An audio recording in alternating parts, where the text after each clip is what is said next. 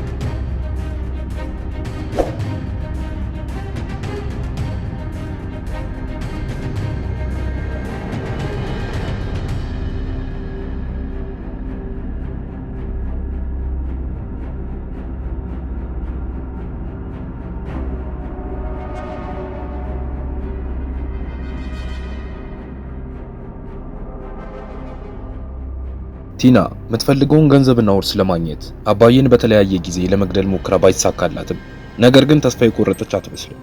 ዛሬም በሻይ ውስጥ መድኃኒት ጨምራ ያዘጋጀችው ለአባዬ ይመስላል።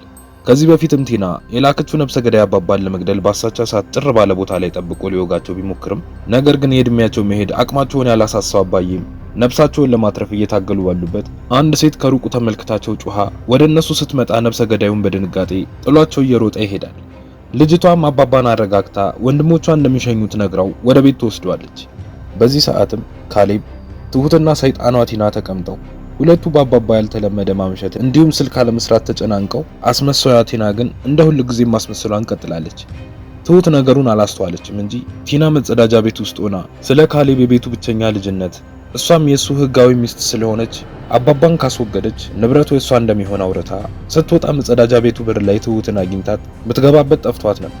የአባባን ስልክም ካሌብ ደጋግሞ ቢሞክረውም አልሰራ ብሎት ቆይ ምን ሆነ ይባላል እንደዚህ እኮ አምሽቶ አያውቅም ሲላቸው ቲና ቀበል ብላ ኧረ ተው እንደዚህ አታሟርት ምንም አይሆንም ስትል ትሁትም ወይ ወተንም ፈልገው እንዴ አንድ ነገር አጋጥሞት ይሆናል ትላቸዋለች። ካሌብም አሁን እኮ ሰዓቱ ሄዷል እንደዚህ ስልኩን አጥፍቶ ጠፍቶ የሚያውቀው እሷ ያገተችው ጊዜ ነው ብሎ ወደ ቲና ሲያፈጥ ቲናም ቀበል ብላ ምንድነው ሰውን እንደዚህ ወደ ኋላ መመለስ ነው ወይስ አሁንም አንቺ አግተሽዋል ብላችሁ እየፈረዳችሁብኝ ነው? እንደዛ ካሰባችሁ አሁኑን ወደ ፖሊስ ጣቢያ ሄደን እናመልክት ብላ ምንም እንደማያውቅ ሰው ድራማዋን ትሰራለች። ካሌብን በንዴት ቲና አንቺን ማመን በፍጹም አይቻልም። ቆይ ምን አድርገሽ ነው እንደዚህ በድፍረት የምታወሪው? ሆነም ቀረ አባዬ አንድ ነገር ቢሆን ካንቺ ራስ አልወርድ ሲላት ቲናም በንዴት የራሳችሁ ጉዳይ እንደተቀየርኩ ደጋግሜ ለማሳየት እየሞከርኩ ነው። ነገር ግን እናንተ ወደ ኋላ ትመልሱኛላችሁ። ትንሽ እንኳን ምህረት የላችሁ ብላ ተነስታ ወደ መኝታ ቤቷ ትገባለች። መኝታ ቤቷ ገብታ በሩንም ትዘጋና አቶ ካሌብ ሬሳህን ለመቀበል ዝግጁ ሁን ብላ በክፉ ምላሷ ዝታ አልጋዋ ላይ ሄዳ ትቀመጣለች። ካሌብና ትሁት አሁንም እዛው ተቀምጠው አባባን እየጠበቁ በመሃል ካሌብ አስመሳይ እቺ በጣም አስመሳይ ናት ሲላት ትሁትም ቀበል ብላ ምንም እኮ ላታውቅ ትችላለች እሷን ብቻ መጠርጠር የለብንም ስትለው ከኛ በፊት አንቺ እሷን አውቀሽ አሁንም በዚህ አስመሳይ ማንነቷ ለተታለይ ነው ሲላት ትሁትም እንደዛ ማለቴ ሳይሆን ቢያንስ ግን ጥርጣሬያችንን አውጥተን እናሳያት ብላ ትሏለች። መኝታ ቤቷ ገብታ የተቀመጠችው ቲናም ስልኳን አንስታ ወደ ቀጠረችው ነፍሰ ገዳይ ጋር ትደውላለች። ስልኩን አንስቶም እንዳልተሳካ ሲነግራት በንዴት ስልኩን ዘግታ ሌላ የተንኮል ሴራዋን ማሰብ ትጀምራለች። በዛኑ ሰዓትም ካሌብና ትሁት ትክዝ ብለው እንደተቀመጡ ባሉበት አባባ በሩን ከፍተው በንዴት ወደ ውስጥ ገብተው የታለች ያቺ አስመሳይ ጥሩልኛችን ባለጌ ብሎ ሲጮህ ሰምታ ቲና ቀስ ብላ ከመኝታ ቤቷ ትወጣለች። ድራማ መስራትና ማስመሰል የማይሰለቻት ቲናም ፈጠን ብላ አባዬ በጣም እኮ አስጨንቀህን ነበር እንኳን ደህና መጣ ብላ ልታቅፈው ስትል እጇን አስለቅቆ ወደ ሶፋው ገፍትሮ ይጥላታል። ትሁትና ካሌብን በድንጋጤ ከተቀመጡበት ተነስተው ምን እንደተፈጠረ አባዬን ይጠይቁታል። እሱም በንዴትና በቁጣ ስሜት ዝም በሉ እናንተ አያገባችሁ ብሏቸው ወደ ቲና ይዞርና ቆይ ምንድነው ፍላጎትሽ? ሰው ይቅር ሲልሽ አርፈሽ አትቀመጪም? እኔ አንቺ ያረክሽውን ማድረግ አያቅተኝም። ገንዘብ አታሏት ይሆናል ትመለሳለች ብዬ እንጂ እኔ ላይ ነፍሰ ገዳይ ቆይ ለምንድን ይላክሽው ብሎ ሲላት ቲናም ያዞን በዋና አውጥታ እያለቀሰች እኔ ስለምትለው ነገር ምንም አላውቅም ብላ ማስመሰሏን ትቀጥላለች። ይሄንን ሲሰማ ካሌብም ተናዶ ቲናን አንቆ እየጮኸ ለምንድነው ከህይወታችን ማትወጪው? ለምንድነው ማትተይን? እያለ በጉልበት ሲያንቃት አባባ ያለቀቋቸውና ከነገ በኋላ እዚህ ቤት ሊያያት እንደማይፈልጉ ነግረው ከቤቱ ያባሯታል። ቲናም መኝታ ቤቷ ገብታ በፍጥነት ለቀጠረችው ለዛ ነብሰ ገዳይ ትደውልና በጣም ደካማ ነህ፣ እንዴት አንድ ሽማግሌ መገላገል ይከብድሃል?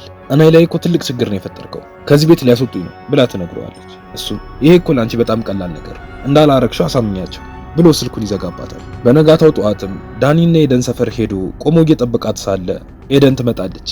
አጠገቡ እንደደረሰችም ዳኒ እንደ ሌላ ጊዜው ይቅርታ አድርጊልኝ ብዬ ላስጨንቅሽ አይደለም የመጣሁት፣ እንደዚሁ ደህና መሆንሽን ለማየት ነው ሲላት፣ ኤደንም ደህና ከመሆኔ ውጪ ሌላ የምትጠይቀኝ ነገር የለም ብላ ትለዋለች። እሱም አንቺ መናገር የምትፈልጊው አለ? እኔ ጋር ምንም የለም ብሎ ይነግራታል። ኤደንም ግራ ተጋብታ እርግጠኛ ነህ ዳኒ ብላ ስላለበት ሁኔታ ለማጣራት ትሞክራለች። ዳኒም አዎ እርግጠኛ ነኝ ብሎ ሲመልስላት እሷም እሺታዋን ገልጻለት በቆመበት ጥለው መሄድ ስትጀምር እሱም ዞር ብሎ እወድሻለሁ፣ አንቺ የምትፈልጊው አይነት ባል ለመሆንም ሞክራለሁ ሲላት በፍቅር አይን ዞር ብላ ትመለከተውና ደስ ብሏት ጥለው ትሄዳለች። በተመሳሳይ ሰዓት ቲናም በአባዬ ትዕዛዝ መሰረት እቃዎቿን አዘገጃጅታ ልትወጣ ስትል ትሁት የመኝታ ቤቱን በር ከፍታ ትገባለች። እንደተለመደው ሰው መምጣቱን ያየችው ቲና የውሸትን በዋን አውጥታ ማስመሰል ትጀምራለች። ትሁትም ሁኔታዋን ስታይ ለማረጋጋት በማሰብ አጠገቧ ትቀመጣለች። ቲናም ባገኘችው አጋጣሚ ለመጠቀም በሚመስል ሁኔታ በጣም ከፍቶኛል ትሁቴ፣ በማላቀው ነገር ተሰቃየሁ፣ ደሞ እኮ ሚስቱ ነኝ፣ ምንስ ቢሆን እንደዚህ ውሻ ያደርገኛል? አገሩ በሞላ ማጅራት መቺ እኔን ለምን ይጠረጥሩኛል? ከዚህ በፊት አሳግቼው ስለነበረ ብቻ በጣም ነው የሚያናዱት እያለች ማስመሰሏን ትቀጥላለች። በመሃልም የትሁት ስልክ ይጠራል። ስልኩን እንዳነሳችው ድምጹን ስትሰማ ደንግጣ ስልኩን ትዘጋዋለች። ሰውየው የትሁት የድሮ ፍቅረኛ የአሁኑ የቲና ነብሰ ገዳይ ነበር። ትሁትም በሚያስታውቅ መልኩ ድንብርብር ብላ ክፍሉን ለቃ ትወጣለች። ማድ ቤት እንደደረሰችም ትንሽ አስብ ካረገች በኋላ ስልኳን አንስታ ትደውልለታለች። እሱም ፈጠን ብሎ ስልኩን አንስቶ ድምጼን አረሳሽውም ማለት ነው፣ ትሁቴ አንቺ የኔ ብቻ ነሽ፣ በፍቃድሽ ብትመጪ በጣም ጥሩ ነው፣ አይ ካልሽ ግን ብሎ ማስፈራራት ሲጀምር ትሁትም በንዴት ገንፈል ብላ ምንም አታመጣም፣ ህግ ያለበት ሀገር እኮ ነው ያለነው ብላ ስትጮህበት እሱም ረጋ ብሎ የወደድ ከሆነ እኮ ተው የሚል ህግ የለም ትሁቴ፣ ለማንኛውም ምንም አታመጣም ላልሽው ትላንት ያንን ሽማግሌ ምን እንደተፈጠረ ጠይቂው፣ ለአንቺ ማስጠንቀቂያ ደውል ነው ሲላት፣ ትሁትም በድንጋጤ አንተን ያንን ሁሉ ነገር ያደረክ፣ ቆይ ምን አድርጊ ነው የምትለኝ? እባክህ በእኔ ምክንያት ሰዎችን መጉዳት አቁም ብላ ስትለምነው እሱም ባጭሩ ማንም እንዳይጎዳ ከፈለግሽ አንቺ ወደ እኔ ነኝ ብሎ ይላታል። ትሁትም በዛ ሰዓት ተናዳ ስልኩን ትዘጋዋለች። በዛኑ ሰዓት ቲና እቃዋን አዘገጃጅታ ከቤት ለመውጣት ለአንዴና ለመጨረሻ ጊዜ አስመስላ ለመቆየትም ትሞክራለች። እሷን አምነው ባይሳካላትም ነገር ግን ትሁት እዛ ቤት እንድትቆይ አንድ እድል ትሰጣታለች። በስልክ የድሮ ፍቅረኛዋ የነገራትን አምና የጥፋተኝነት ስሜት ተሰምቷት ፈጠን ብላ መታ ቆይ አባዬ፣ እሷ ከዚህ ቤት መውጣት የለባትም፣ ቲና ልክ ናት፣ በትላንት ማንነቷን የመዘናት አባዬ፣ ማታ እሷ አልነበረች የምታስገድልህ የነበረችው በእኔ ምክንያት ነው ብላ ትሏለች። በዚህ ሰዓት አባዬና ካሌብ በነገሩ በጣም ግራ ተጋብተው ተቀምጣ ስለ ነገሩ በግልጽ እንድታወራቸው ይጠይቋታል። ቲናም ሹክክ ብላ ወደ መኝታ ቤቷ ስትመለስ ትሁት አጠገባቸው ሄዳ ስላለውና ስለተፈጠረው ነገር በስልክ ስለሰማችው ነገር አስረድታቸው ቲና እንዳትወጣ ትጠይቃቸዋለች። ቀጥላም በእሷ ምክንያት ቤተሰቡ እንዲጎዳ ስለማትፈልግ ቤቱን ለቃ እንደምትወጣ ትነግራቸዋለች። አባዬም ተይ ትሁቴ፣ ለማንም ወሮ በላ አሳልፌ አልሰጥሽም፣ እኔ እኮ እንደ አባትሽ ነኝ፣ እስከ መጨረሻው አንቺን ነፃ ለማውጣት እታገላለሁ፣ አይዞሽ ብሎ ያጽናናታል። በዛኑ ቀንም ቲና ከቤት ወጥታ ወደ ነብሰ ገዳዩ ቤት ትሄዳለች። እዛ እንደደረሰችም ሻንጣሽን ይዘሽ ትመጫለሽ ብዬ ነበር የጠበቅኩት ብሎ ይላታል። እኔ መጣሁ አልመጣሁ ምን እሰራልሃለሁ? ትሁትም በል እንጂ ዛሬ እኮ እሷ ከቤት መውጣት የለባትም እኔ ነኝ ጥፋተኛ ብላ ስታለቅስ ነበር ትለዋለች።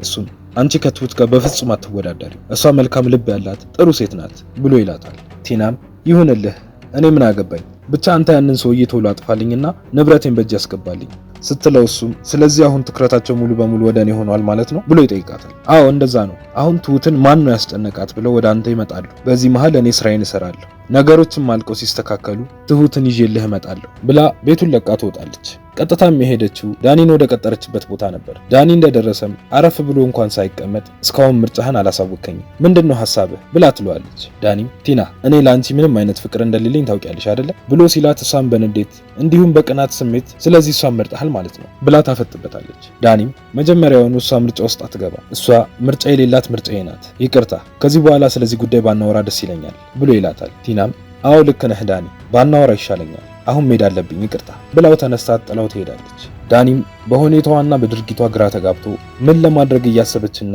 እያቀደች እንደሆነ ለማወቅ ማብሰልሰል ይጀምራል። በዛኑ ሰዓትም የትሁት የድሮ ፍቅረኛ ነብሰ ገዳይ መንገድ ላይ ቆሞ ትሁትም ወደሱ ትመጣለች። አጠገቡ እንደደረሰችም ቆይ ምንድነው የምትፈልገው? እኔን ለምን አትወኝም? ሰው እንዴት በአንድ ሰው ከልጅነት እስከ እውቀት ይሰቃያል? ብላ ትሏለች። እሱም አሁን ላሰቃይሽ አይደለም የመጣሁት ትሁት፣ ወደ ሀገር ቤት እንመለስ፣ እዛ እንድንሄድ እፈልጋለሁ። እኔና አንቺ እንደ ድሯችን በሰላምና በፍቅር ህይወት እንድንኖር እፈልጋለሁ ብሎ ይላታል። ትሁትም እኔ ነኝ ካንተ ጋር በሰላም መኖረው ስትለው እሱም ፈጠን ብሎ እንደዛ አትበይ ትሁቴ፣ እኔ ተቀይሬያለሁ፣ እንደ ድሮ አይደለሁም፣ አብሬሽ መኖር ብቻ ነው የምፈልገው ብሎ ይላታል። ትሁትም ከተቀየርክ ተወኛ፣ እውነት ከተቀየርክ ምርጫዬን አክብርልኝ ብላ ትለምነዋለች። እሱም በቁጣ ምርጫሽ እኔ ነኝ፣ እኔና እኔ ብቻ። ስሚኝ፣ በአካባቢሽ ያሉ ሰዎች በሰላም እንዲኖሩ ከፈለግሽ አሁን ያልኩሽን በደንብ አስቢበትና መልስ እፈልጋለሁ። መልሱም ታዲያ እሺ እንዲሆን ነው የምፈልገው ብሎ ጥሏት ይሄዳል። ትሁትም በፍርሃትና በሐዘን ስሜት ታለቅሳለች። በዛኑ ቀን መንገድ ላይ አባዬና ካሌብ እየሄዱ ስለ ትሁት ማውራት ይጀምራሉ። አባዬም ትሁትን ማትረፍ ያንተ ኃላፊነት ነው፣ እኔ አርጅቻለሁ፣ ከወጣት ጋር ታገዬ ትሁትን ነፃ ማውጣት አልችልም ብሎ ይለዋል። ካሌብም አባዬ ወይ ወደ ቤተሰቦቿ ጋር ብሎ ሲጀምር አባባን በቁጣ እንዳትጨርሰው አስበው እስቲ ትሁት ባትኖር እስከዛሬ ምን ልንሆን እንደምንችል። ካሌብ ብዙ ዋጋ ከፍላለናለች፣ ውለቷ አለብን፣ እሷ ማለት ከኔ ከአባቴ የተቀበልካት አደራ ናት ብሎ ይለዋል። ካሌብም እሽታውን ገልጾ ተያይዘው ይሄዳሉ። እቤት እንደደረሱም አባዬ ካሌብና ትሁት እንዲሁም ዳኒ አብረው ተቀምጠው ከጎኗ እንደሆኑ እንደሚያግዟትም አባዬ ይነግሯታል። በዛኑ ቀጥሎም ዳኒ ትሁት አንቺ ማለት ለኛ የፍቅር ምሳሌ ነሽ፣ እንደዚህም እንደምታየው አንድ አድርገሽናል፣ ስለዚህ ምንም ቢገጥምሽ እኛ ከጎንሽ ነን ሲላት በጣም አመሰግናለሁ ትሏለች። ካሌብን ፈጠን ብሎ ግን ስለ ሰውየው ማወቅ ይኖርብናል፣ ሰውየው ማን ነው?